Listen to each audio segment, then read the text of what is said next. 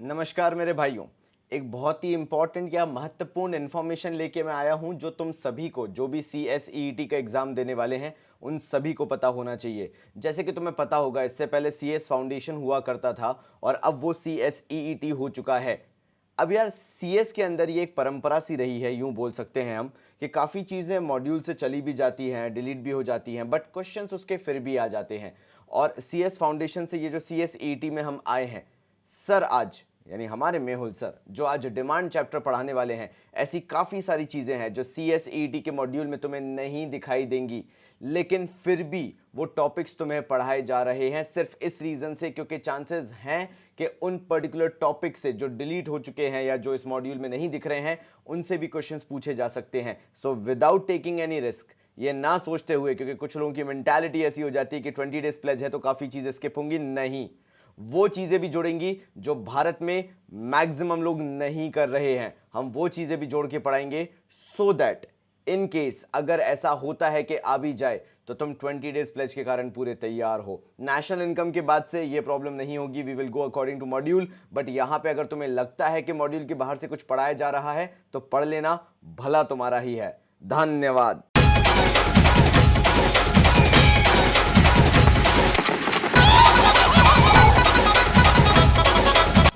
आज के इस 20 डेज प्लेज में जो चैप्टर हम लोग डिस्कस करने वाले हैं वो एग्जाम पॉइंट ऑफ व्यू से बहुत ज्यादा वेटेज रखता है। इजी है पर वेटेज ज्यादा है, इसलिए हम इसको पूरा डिस्कस करेंगे। तो चलिए आज का 20 डेज प्लेज शुरू करते हैं। Let's begin.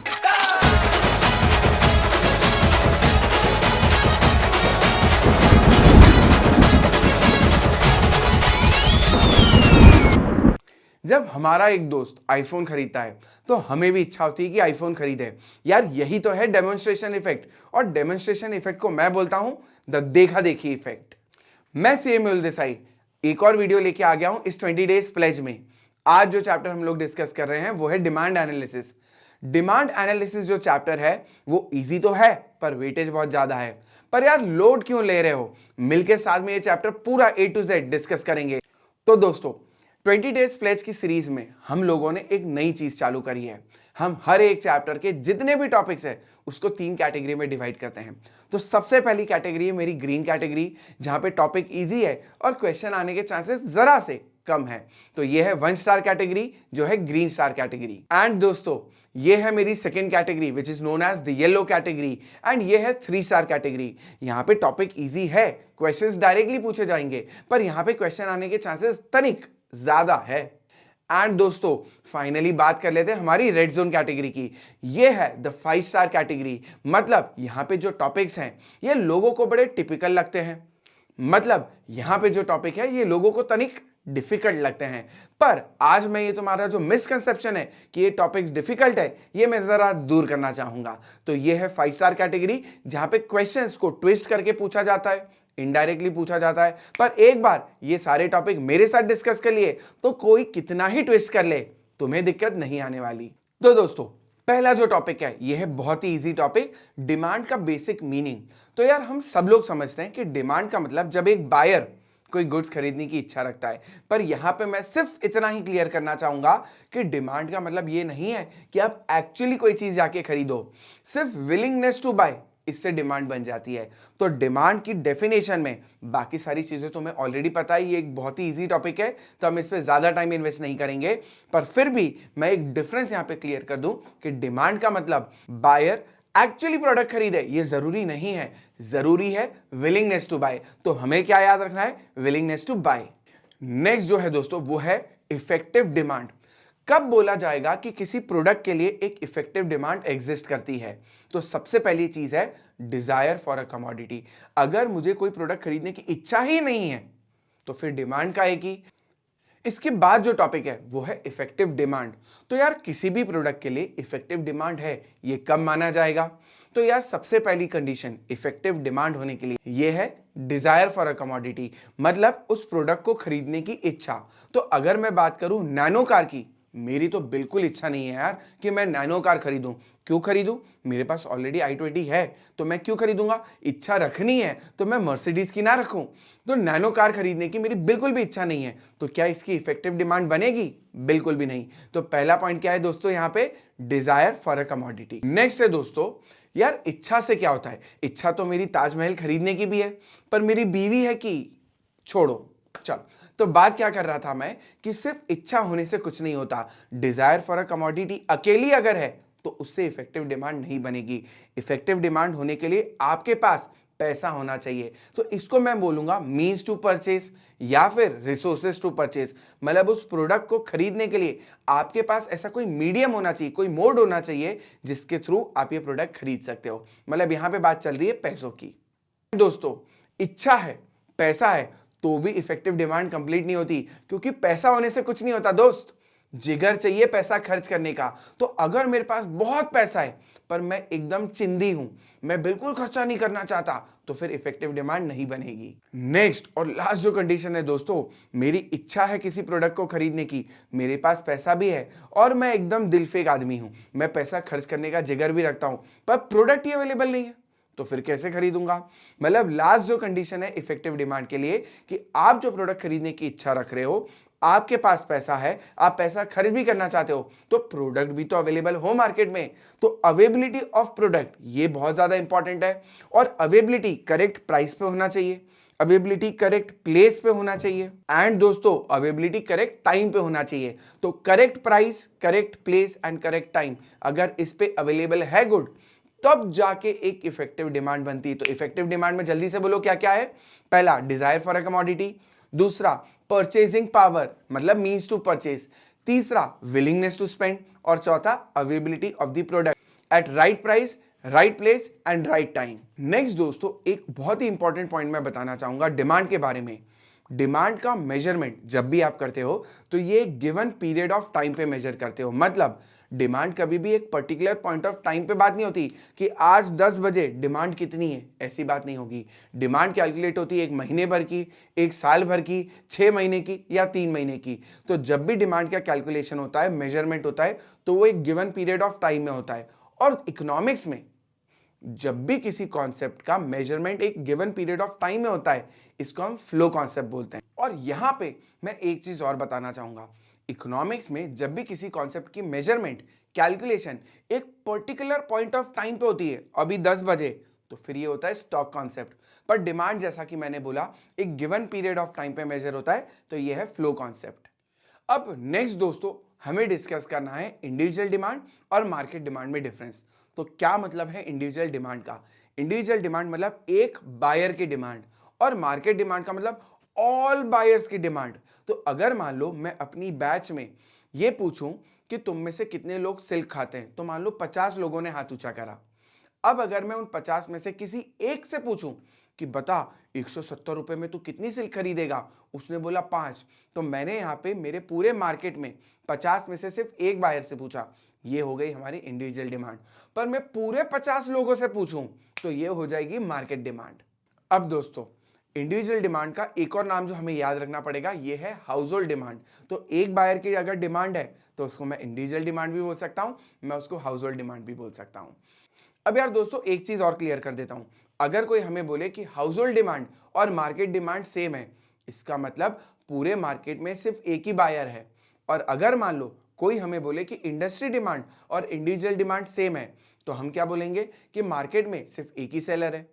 तो यहां पे ये जो दो मैंने पॉइंट्स बोले ना कि house hold demand market demand के इक्वल है, तो सिर्फ एक ही बायर है मार्केट में, और अगर इंडस्ट्री डिमांड और इंडिविजुअल डिमांड सेम है तो मार्केट में सिर्फ एक ही सेलर है। तो ये दोनों क्वेश्चंस पूछे जाते हैं एग्जाम में, इसके ऊपर तुमको एमसीक्यू देखने को मिल जाएंगे, तो इसे हमें ध्यान रख के चलना है।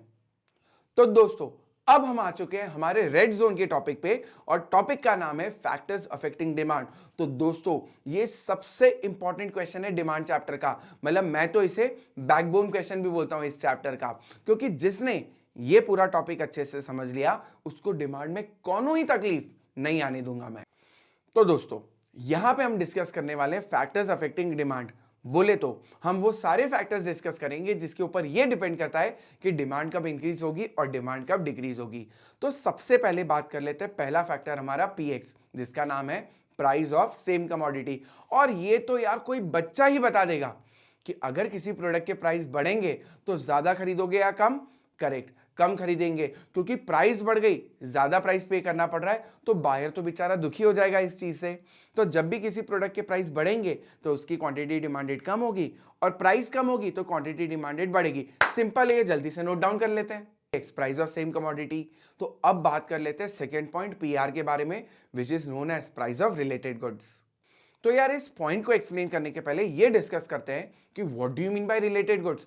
तो रिलेटेड गुड्स का मतलब ये है कि जब एक प्रोडक्ट की प्राइस में चेंज होने की वजह से दूसरे प्रोडक्ट की क्वांटिटी पे असर पड़े, तो बॉस इनमें कोई कनेक्शन है। और मान लो अगर दो प्रोडक्ट ऐसे हैं कि इसकी प्राइस में चेंज होने की वजह से इसके कौनों ही फर्क नहीं पड़ता, तो फिर काय का कनेक्शन, फिर काय का रिलेशन, फिर ये अनरिलेटेड है। तो गुड्स रिलेटेड कब बोले जाएंगे दोस्तों, सुनना एक बार ध्यान से। Goods are said to be related when change in price of one good leads to change in quantity of other good. तो ये होता है रिलेटेड गुड्स। अब रिलेटेड गुड्स में दो टाइप है, एक सब्स्टिट्यूट गुड्स। अब सब्स्टिट्यूट गुड्स का मतलब क्या है? सब्स्टिट्यूट गुड्स मतलब वो गुड्स जो एक दूसरे की जगह यूज होते हैं, use in place of each other. जैसे पर्क की जगह मंच, पेप्सी की जगह कोका कोला। तो ये तो एग्जांपल हो गए किसके, सब्स्टिट्यूट गुड्स के। अब पहले इसका एक रिलेशनशिप स्टडी कर लेते हैं। तो दोस्तों जैसा मैंने बोला, सब्स्टिट्यूट गुड्स मतलब वो जो एक दूसरे की जगह यूज हो सकते हैं। अब अपन एग्जांपल लेके चलते हैं। मान लो पेप्सी की प्राइसेस बढ़ गई, तो अगर पेप्सी महंगी हो गई तो तुम पेप्सी कम पियोगे, पर पीना थोड़ी कम कर दोगे। अच्छा मैं बात कर रहा हूं पेप्सी की, तो अगर पेप्सी पीना कम कर दी तो उसकी जगह कोका कोला पी लेंगे, अपने को थोड़ी ईगो प्रॉब्लम है कोई ऐसा। तो बेसिकली यहां पे देखो कि कोका कोला की क्वांटिटी क्यों बढ़ी? क्या कोका कोला की प्राइस में कोई चेंज हुआ? नहीं, बिल्कुल भी नहीं। तो फिर कोका कोला की क्वांटिटी क्यों बढ़ी? क्योंकि उसके सब्स्टिट्यूट गुड्स की, पेप्सी की प्राइसेस बढ़ गई, इसलिए कोका कोला की डिमांड बढ़ गई। तो यहां पे कैसा रिलेशन है प्राइस ऑफ सब्स्टिट्यूट गुड्स के साथ? पॉजिटिव रिलेशनशिप है। तो अगर सब्स्टिट्यूट गुड्स के प्राइसेस बढ़ेंगे तो मेरे प्रोडक्ट की डिमांड बढ़ेगी। हमें देखना है सिर्फ फर्स्ट और लास्ट वाला रिलेशन। एंड अगर दोस्तों उल्टा होगा, अगर प्राइस ऑफ सब्स्टिट्यूट गुड्स कम हो जाएगी तो मेरे प्रोडक्ट की डिमांड भी कम हो जाएगी। वो बोलते हैं ना वाइसा वर्स। अब दोस्तों बात कर लेते हैं कॉम्प्लीमेंट्री गुड्स की। तो कॉम्प्लीमेंट्री गुड्स की जब प्राइसेस बढ़ेगी, मान लो ब्रेड महंगी हो गई, तो बताओ ब्रेड की डिमांड बढ़ेगी या कम होगी? बिल्कुल सही, कम होगी। तो अगर ब्रेड महंगी हो गई तो ब्रेड की डिमांड कम होगी। अब अगर ब्रेड कम खरीदी तो साथ में खरीदे जाने वाला बटर भी तो कम खरीदेंगे यार। अब नेक्स्ट अगर अपन बात करें तो वाइसा वर्सा, बात खत्म हो जाती है। अब यहां पे रिलेशनशिप कैसा है? यहां पे रिलेशनशिप है इनवर्स। अब बात कर लेते हैं दोस्तों इनकम ऑफ कंज्यूमर की। तो यार इनकम के बेसिस पे दो गुड्स क्लासिफाई होते हैं, एक नॉर्मल गुड और एक इंफीरियर गुड। नॉर्मल गुड मतलब कौन सा? जो इंफीरियर गुड नहीं है। और इंफीरियर गुड का मतलब जिसकी क्वालिटी लो है, प्राइस लो है और use by lower income group है। तो जो इंफीरियर गुड नहीं है वो है हमारा नॉर्मल गुड। तो नॉर्मल गुड इन शॉर्ट में बोल सकता हूं जिसकी क्वालिटी अच्छी है। अब बात कर लेते हैं दोस्तों नॉर्मल गुड की।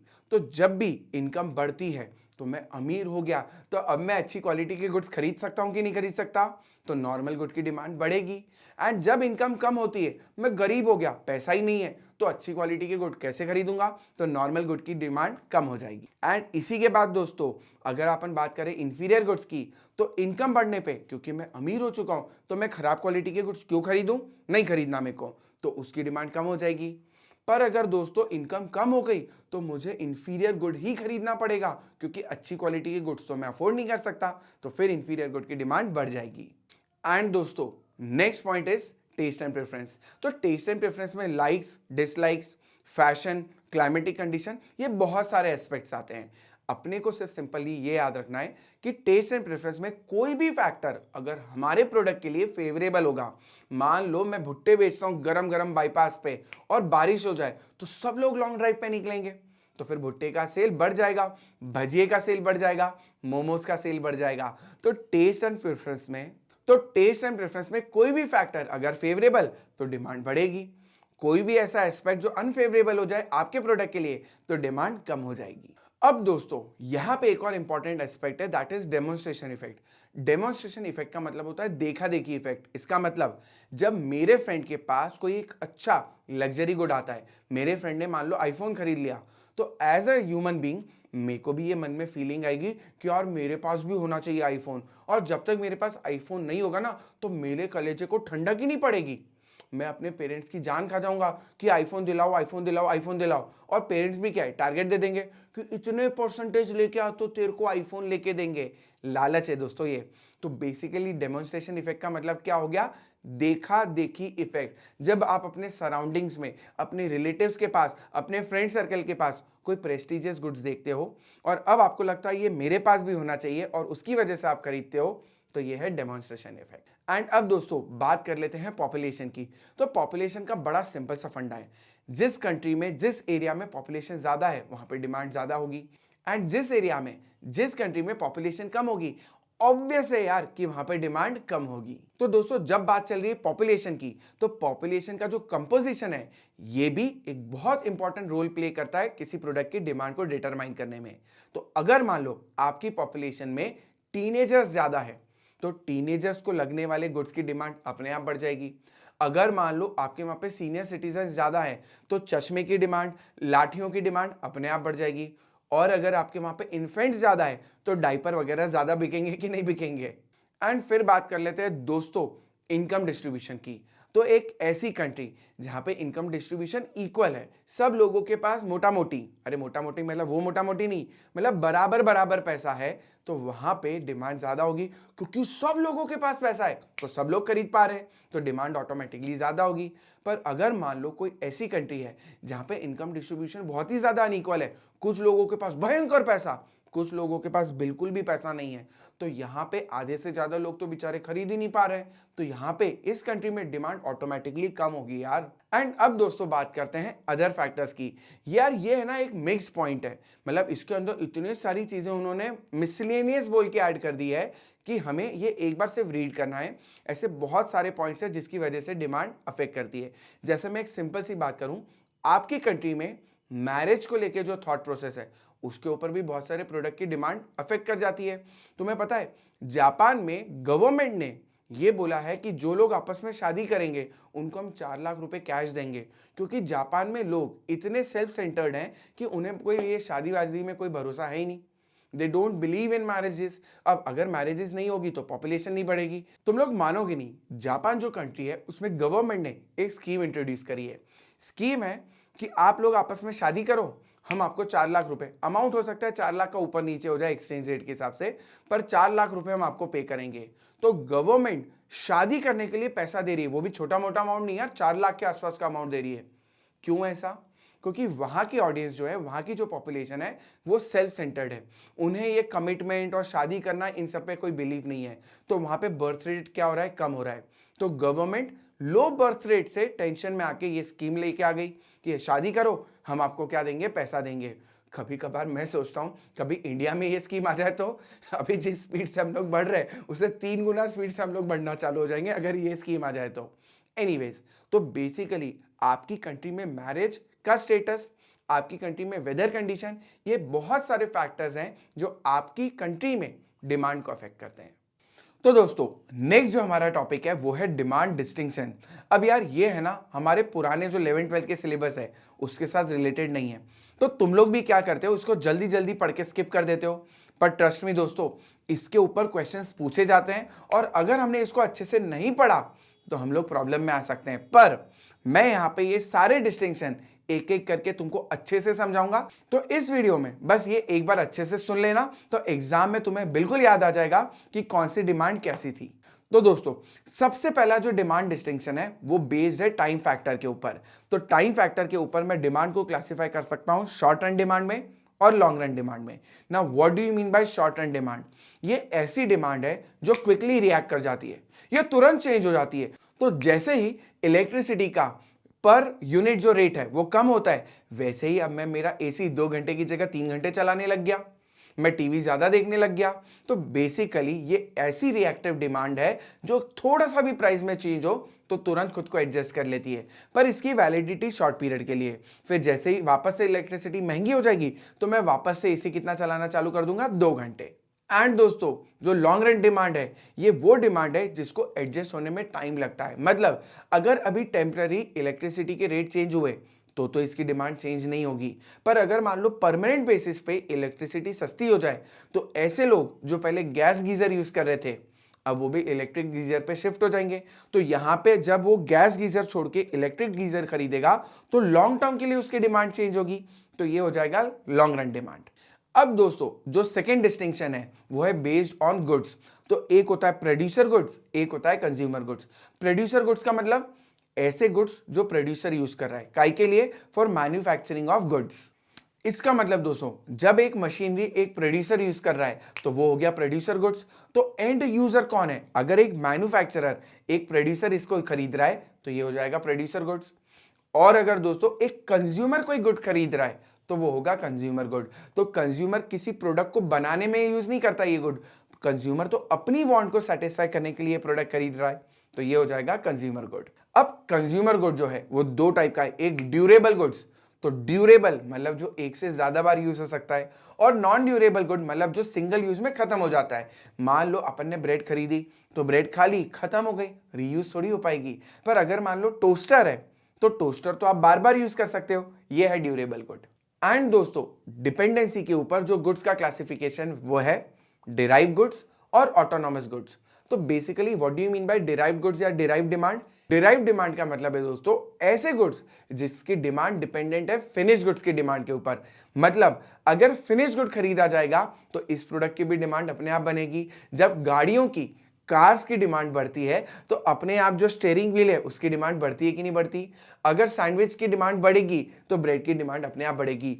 मतलब दोस्तों यहां पे तुम बोल सकते हो कि डिराइव डिमांड किसकी होती है? इनपुट्स की।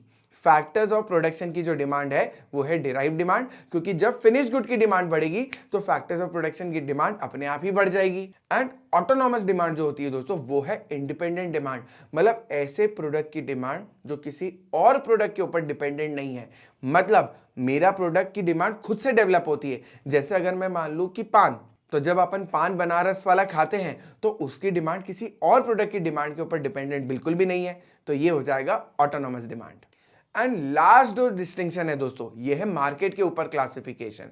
तो अगर मैं बात करूं कंपनी डिमांड की, तो अगर मैं मान लो पूरी इंडस्ट्री में किसी एक पर्टिकुलर कंपनी के प्रोडक्ट की डिमांड की बात करूं, जैसे स्टील इंडस्ट्री में टाटा स्टील की डिमांड की बात करूं, तो ये हो गया कंपनी डिमांड। दूसरा है इंडस्ट्री डिमांड। जब मैं पूरी स्टील इंडस्ट्री की हर एक कंपनी की कंबाइंड डिमांड की बात करूंगा तो ये हो जाएगा इंडस्ट्री डिमांड। तो दोस्तों इसी के साथ हमने एक और टॉपिक खत्म कर लिया जो है डिमांड डिस्टिंक्शन। तो चलो अब बढ़ते हैं हमारे नेक्स्ट टॉपिक की तरफ जो है लॉ ऑफ डिमांड।